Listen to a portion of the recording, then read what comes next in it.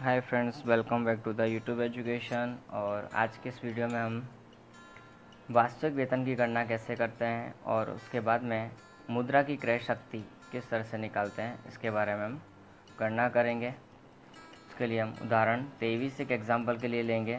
पहले हम उदाहरण 23 को पढ़ लेते हैं, क्या बोलना चाह रहा है क्या नहीं। एक शहर के मजदूर वर्ग का औसत मासिक वेतन और जीवन निर्वाह के सूचकांक यानी कि 2000 वर्ष को आधार लेकर सूचना पर से वास्तविक वेतन की गणना कीजिए। वर्ष 2001 को आधार मानकर वर्ष 2015 के लिए मुद्रा की क्रय शक्ति ज्ञात कीजिए। इसका परिणाम का मतलब क्या है उसे भी समझाइए।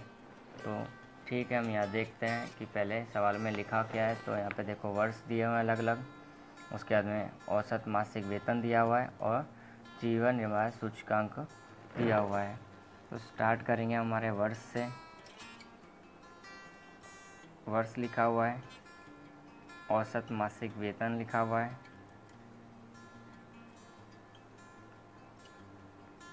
और उसके बाद में हमको क्या दिया हुआ है, जीवन निर्वाह सूचकांक यानी कि आय। और यहाँ हम निकालेंगे क्या, वास्तविक वेतन। तो किस तरह से हम इसकी गणना कर सकते हैं वो देखेंगे। वर्ष के अंदर हम देखें तो कौन कौन से वर्ष दिए, 2010 से स्टार्टिंग की है, 2011, 2012, एक एक लाइन लीव करेंगे हम गणना करने के लिए, 13, 2014 और लास्ट हमारा यहाँ पे 2015 दिया हुआ है। औसत वार्षिक वेतन की बात करें तो पहले 2010 में 15,000, 15,600, 16,200, 17,000, 18,000 और लास्ट में हमको दिया हुआ है 2015 में उसका वेतन 20,000। आय की बात करें जीवन निर्वाह सूचकांक की तो हमको दिया हुआ है 192, 203, 228, 268, 270 और 287। ये हमको आय लिखा हुआ है। हम वास्तविक वेतन के लिए गणना कर रहे हैं तो पहले वास्तविक वेतन का सूत्र हमारे पास होना चाहिए। तो वास्तविक वेतन का सूत्र है औसत मासिक वेतन बटे आय गुणा 100। तो वेतन ये रहा, आय बटे में रखना है, गुणा 100 करना है। कैलसी हाथ में उठाएंगे और डायरेक्ट ही हम जो स्टार्ट करते जाते हैं, जो भी इंफॉर्मेशन दी है हमारी उसके बेस पर। पहले दिया है 15,000, तो 15,000 लिखेंगे, गुणा 100 है हमारा, तो गुणा 100 बटे में आई यानी कि 192 दिया हुआ है तो 192 लिखेंगे, 78,112.5 आएगा। फिर 15,600 है तो 15,600 गुणा 100 भाग 203 लिखा है तो 203 लिखेंगे, 7684.73 लिखा है। फिर 16,200 गुणा 100 भाग 228 दिया तो 228 लिखेंगे, 7105.26 होगा हमारा ये।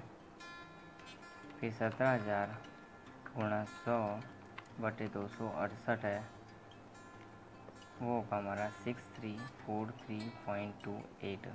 ये हमारा वास्तविक वेतन है। 18,000 गुणा 100 भाग 270, तो ये होगा हमारा 6,666.67। और लास्ट हमारा 20,000 गुणा 100 बटे 287, तो 6968.64। इस तरह से हम वास्तविक वेतन की गणना कर सकते हैं। और वास्तविक वेतन की गणना करने के बाद हमको निकालना है यहाँ पर मुद्रा की क्रय शक्ति। तो मुद्रा की क्रय शक्ति के लिए सूत्र होता है क्या, तो मुद्रा की क्रय शक्ति के बारे में देखेंगे तो उसका सूत्र है 1 बटे आई गुणा 100। ओके, तो अब हमको जिस वर्ष की मुद्रा की क्रय शक्ति के लिए बोला गया हम उसी वर्ष की क्रय शक्ति निकालेंगे यहाँ पर। तो देखते हैं,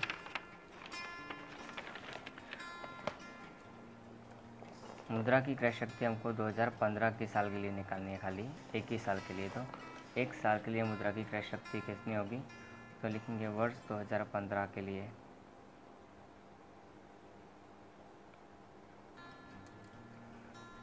तो वर्ष 2015 के लिए एक तो ऊपर रहेगा, बटे में आई कितना हमारे पास में 287 है, तो 287 गुणा 100 तो हो जाएगा 1 गुणा 100 बटे 287, तो वो हमारा 0.35।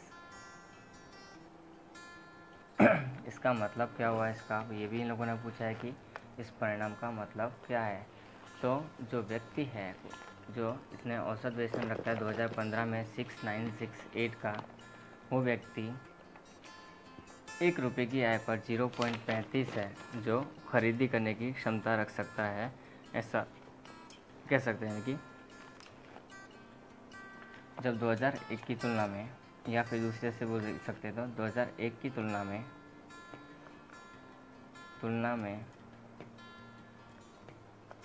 1 रुपये का मूल्य या तो क्रय शक्ति वर्ष 2015 में 35 पैसा या फिर 0.35 रुपये हो गई है। ये हमारा इसका अर्थघटन अगर पूछा है तो कर देंगे, नहीं पूछा है तो नहीं करेंगे। ओके, तो ये इस तरह से हमारा वास्तविक वेतन की गणना और उसके ऊपर से मुद्रा की क्रय शक्ति निकालना, अर्थघटन करना, ये हम कर सकते हैं। सूत्र को खास ध्यान रखना है, वेतन बटे आई गुणा 100 करना होता है, वेतन बटे आई गुणा 100, ये कैलकुलेशन को खास ध्यान में रखना है। सूत्र के ऊपर से कैलकुलेशन करेंगे। इसके लिए हम सेक्शन सी का 8वां सवाल और सेक्शन ई का 7वां सवाल, 2 सवाल हम इसके जैसे ही हैं, वो ट्राई करना चाहे तो कर सकते हैं, और कोई क्वेरी है तो पूछ सकते हो।